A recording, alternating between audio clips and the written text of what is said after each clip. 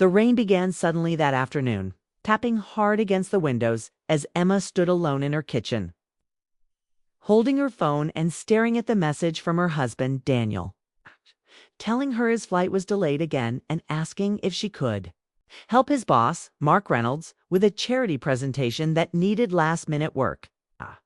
And although the request sounded simple, it made her pause because Mark was not just any colleague, but the man who decided Daniel's future at the company.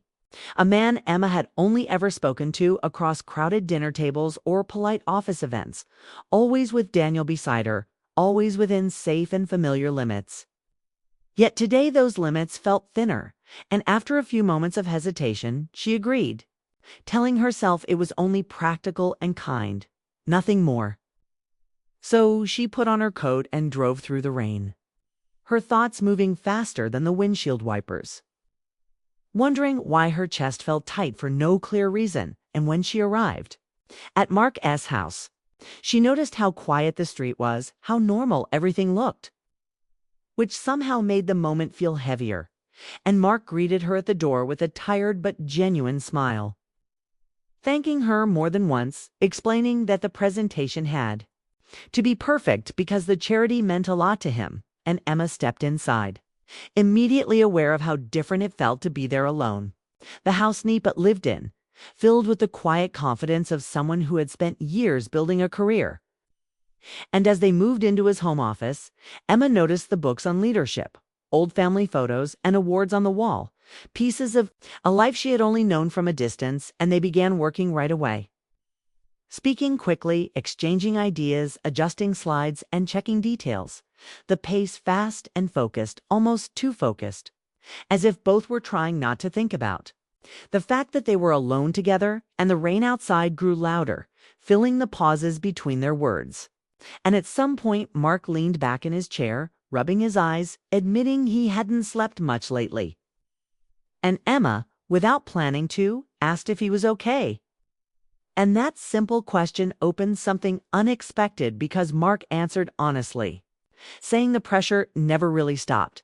That success came with constant weight, and Emma listened, surprised by how real he sounded. Not like the confident leader everyone admired, but like a man tired of carrying expectations. And without meaning to, she shared a small truth of her own, that life often looked better from the outside than it felt on the inside. And the room grew quiet for a moment, not awkward but thoughtful, as if both were realizing they were speaking more freely than usual. And they returned to the work with renewed speed, finishing slides, fixing numbers, and shaping the story of the presentation. Yet beneath the fast pace, Emma felt a growing awareness, not attraction exactly, but a sense of being noticed, of being taken seriously in a way that felt rare. And Mark, in turn, seemed grateful for her presence, not just for the help, but for the calm she brought. And when the presentation was finally done, the clock showed that hours had passed without either of them noticing. And Mark thanked her again, his voice softer now, offering coffee, which she accepted, telling herself it was polite to stay a few more minutes. And as they stood near the window, watching the rain slow slightly, Mark mentioned how strange it was, how certain moments arrived without warning, changing the rhythm of an ordinary day. And Emma felt that sentence land deeper than expected, because she knew exactly what he meant. And when her phone buzzed with another message from Daniel saying he might not make it home until morning, Emma felt the weight of the day settle fully on her shoulders, realizing that what had started as a simple favor had quietly turned into something more complicated. Something emotional, something that could not be easily explained. And as she slipped her phone back into her pocket and looked around the office one last time, she sensed that this afternoon would not fade away like other days, that it was the beginning of a story she didn't yet understand. One shaped by rain, silence, and a single decision that had placed her in the wrong place at the right moment. Or perhaps the right place at the wrong time. And as Mark asked gently if everything was all right, Emma smiled and nodded, even though her heart was already racing ahead, aware that whatever came next would test more than just her sense of responsibility. and that the quiet invitation she had accepted without thinking had opened a door she was not sure she was ready to close. The rain kept falling as the afternoon moved forward, and the sound of it pressed softly against the walls of Mark's office while Emma and Mark returned to their work with renewed focus, the pace quick as if both were trying to stay ahead of their own thoughts. And Mark spoke clearly, explaining each section of the charity presentation, pointing out the numbers, the goals, the reason the cause mattered so much to him. And Emma followed easily, offering sharp suggestions that surprised even her, adjusting wording, improving flow, and helping shape a message that felt honest rather than corporate. And Mark noticed her effort, telling her she had a strong sense for storytelling, which made her smile because she had not felt truly recognized in a long time. And as they worked, small conversations slipped naturally between tasks, not forced, not planned, just moments that filled the space. And Mark mentioned growing up in a small town where everyone knew each other, where success was once defined by kindness rather than titles. And Emma responded by talking about how she and Daniel had moved cities chasing stability, believing that routine meant happiness, and the words came out faster than she expected, as if the quiet room had given her permission to be honest. And Mark listened carefully, not interrupting, not fixing, just listening, which made Emma feel unexpectedly seen, and the rain outside grew heavier, blurring the world beyond the window, making the office feel separate from time. And Mark admitted that leadership often felt lonely, that people only came to him with problems or expectations, never questions about how he was doing.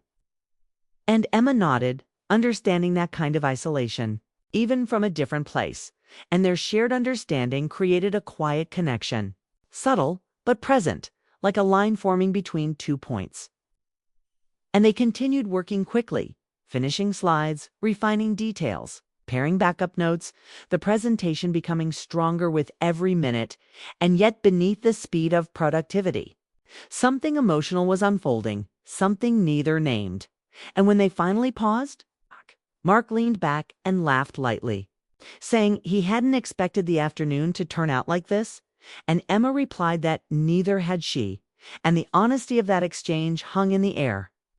Warm but careful, and Mark's phone buzzed with a message he ignored, choosing instead to ask Emma what she had wanted to do before life became busy, and she answered without thinking, saying she once dreamed of writing, of telling stories that mattered, and Mark said that maybe she still could. That dreams didn't disappear just because people stopped feeding them, and those words struck deeply, because no one had said that to her in years, and Emma felt a mix of gratitude and sadness rise in her chest, and the room felt quiet again, not awkward but full. And she noticed the way Mark carried himself, not as her husband's boss, but as a man with regrets and hopes. And Mark noticed the strength in Emma's voice, the intelligence in her ideas, and the steadiness she brought into the room, and both became aware of the thin line they were walking, the space between comfort and complication. And when Emma's phone buzzed again with a message from Daniel, explaining the delay in more detail, the reality of her life rushed back in, grounding her, reminding her who she was and where she belonged. And Mark noticed the shift in her expression, asking gently if everything was okay. And Emma answered yes, though her heart felt unsettled, because she realized how easy it had been to forget the outside world. And that realization scared her more than the rain, and Mark stood up to stretch, suggesting they wrap up soon, his tone respectful and calm, as if he too felt the need to protect the boundary they had not crossed. And Emma agreed, gathering her things, feeling a strange mix of relief and disappointment. And as they reviewed the final version of the presentation together, the energy shifted back to professional. But the earlier honesty lingered beneath the surface, unspoken yet alive. And Mark thanked her sincerely, saying her help meant more than just finishing the work. And Emma understood that he meant more than the presentation, just as she had meant more than a helpful afternoon. And as the rain continued outside, Emma realized that this part of the story was not about attraction or temptation. but about two people recognizing parts of themselves they had long ignored, and that recognition, quiet and powerful, was far more dangerous than anything physical, because it stayed with you, followed you home, and asked questions you could not easily silence. And as Emma prepared to leave the office, she felt the weight of that awareness settle in, knowing that this afternoon had changed something inside her, something that would not fade quickly even if everything else returned to normal. The evening arrived faster than Emma expected, and the rain outside grew stronger, turning the streets dark and empty while she stood near the office door ready to leave. But Mark checked the traffic updates and explained that several roads were flooded and driving right now could be unsafe. So he suggested waiting until the storm slowed. And Emma agreed because the weather looked serious and she knew rushing home would not help anyone. And Mark offered to order simple dinner since neither of them had eaten, presenting it as a practical solution rather than a personal invitation. And she accepted after a brief pause, reminding herself that this was only a temporary situation caused by the storm, and while they waited for the food to arrive, they cleaned up the workspace, closing laptops, stacking papers, and reviewing the final presentation one last time to stay focused on something clear and professional.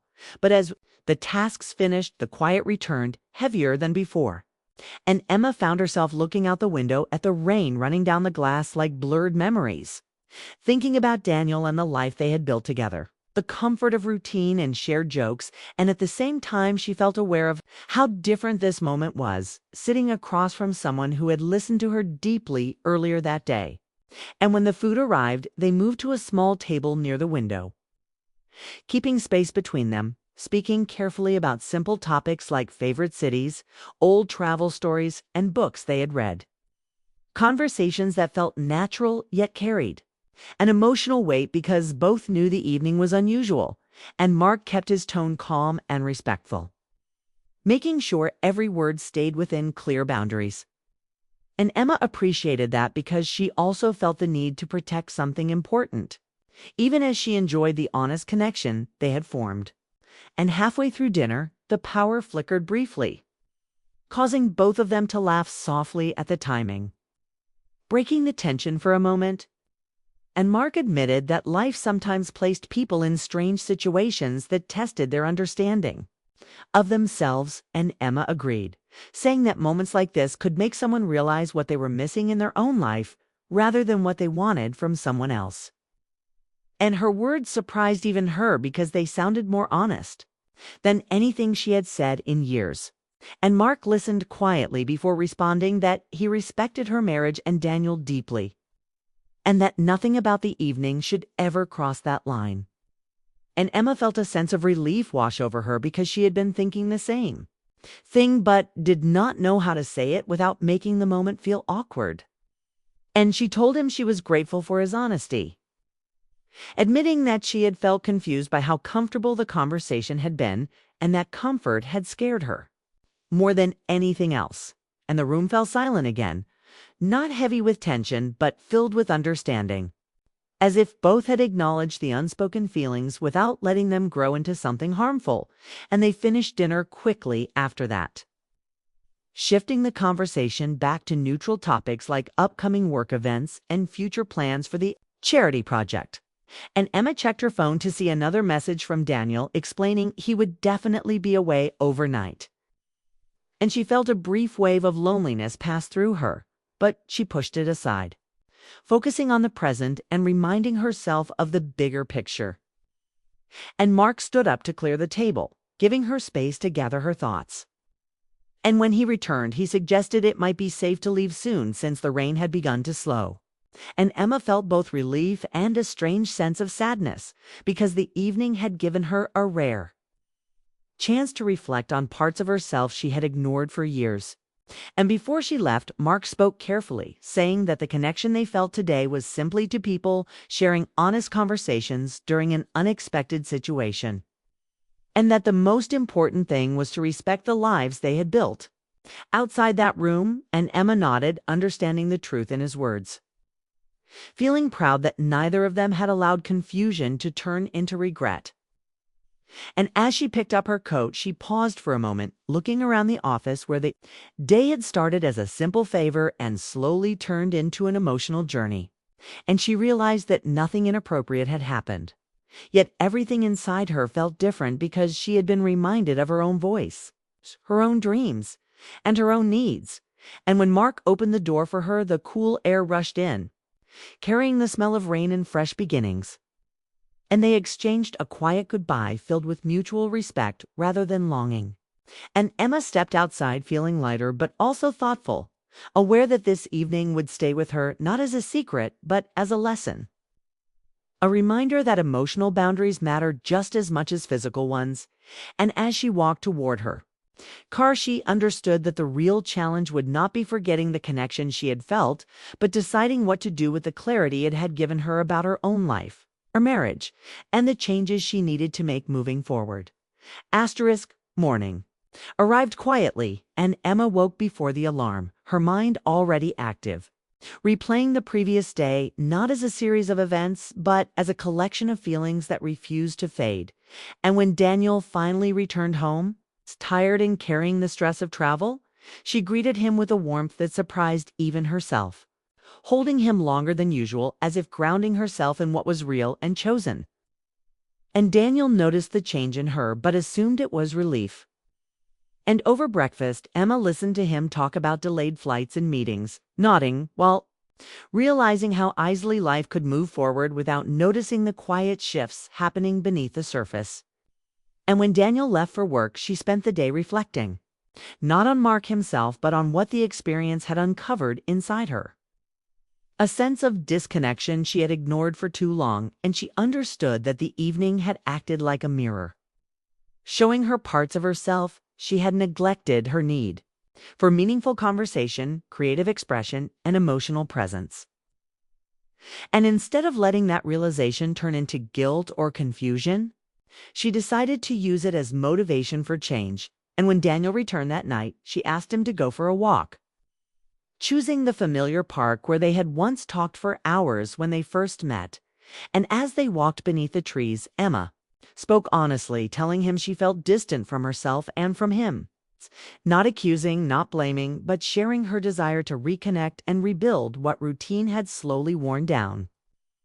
And Daniel listened quietly, surprised but open, admitting that work pressure had pulled him away emotionally as well. And for the first time in a long while, they spoke without distractions, without phones, without rushing, addressing small frustrations and unmet needs they had both ignored.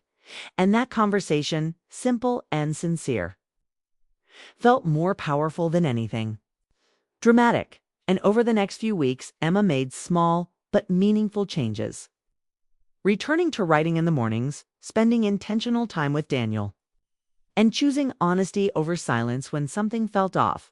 And Mark remained a distant presence in her life, professional and respectful, their interactions limited to brief greetings at company events. And Emma appreciated that distance because it allowed her to see the afternoon for what it truly was. Not a turning point toward something forbidden, but a moment that had pushed her back toward what mattered most. And she noticed that Mark also seemed lighter in public, more grounded, as if he too had taken something valuable from that day without carrying it in the wrong direction. And as months passed, Emma realized that what stayed with her was not longing or regret, but clarity. An understanding that emotional connection can appear unexpectedly, but maturity is measured by the choices made after that realization. And she felt grateful that she had stepped away before confusion became damage. And one evening, as she and Daniel sat together planning a small trip, laughing over old memories, Emma felt a quiet peace settle in, knowing that growth did not always come from dramatic mistakes, but sometimes from moments of awareness handled with care. And she understood that spending time alone with Mark had not threatened her marriage, but had revealed where it needed attention. And that insight had allowed her to strengthen her relationship rather than escape it. And as she looked at Daniel, she felt appreciation rather than restlessness, choosing presence over distraction. And in that choice, she found a deeper sense of fulfillment, realizing that life would continue to offer unexpected moments, but it was how she responded to them that defined her story. And as the season changed and the memory of that rainy day softened, Emma carried forward a simple lesson: that emotional honesty, when faced with courage and responsibility, could lead not to loss but to growth, and that sometimes the most meaningful turning points are quiet ones, leaving no visible marks. Only a clearer understanding of love, commitment, and the importance of choosing what truly belongs to you.